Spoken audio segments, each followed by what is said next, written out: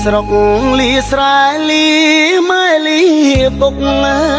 យដើម្បីថ្ងៃមុខក្រែងរូធូធី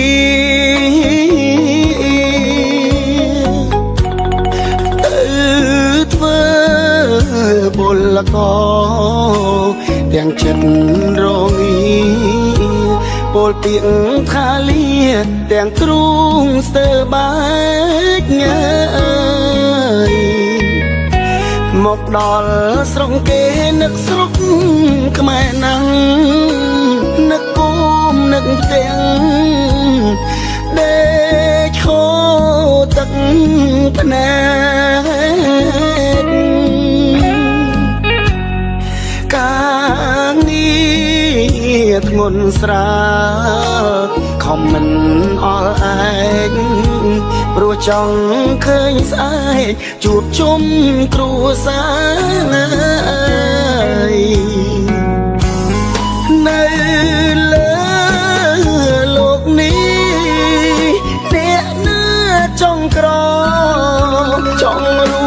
ត្រដោវេទនាខ្លោចសា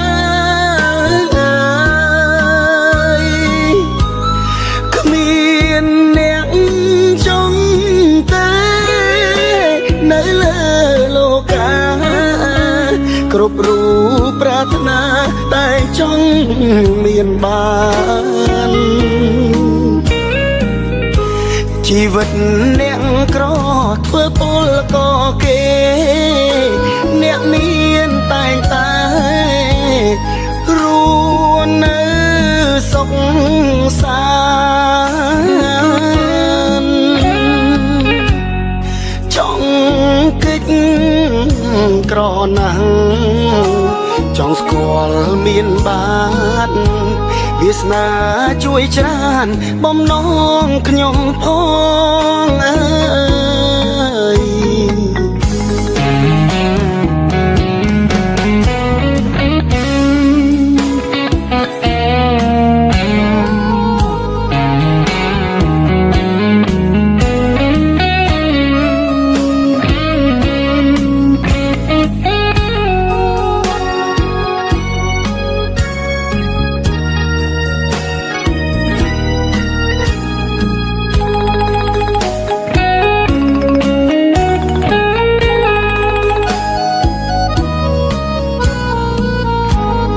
នៅ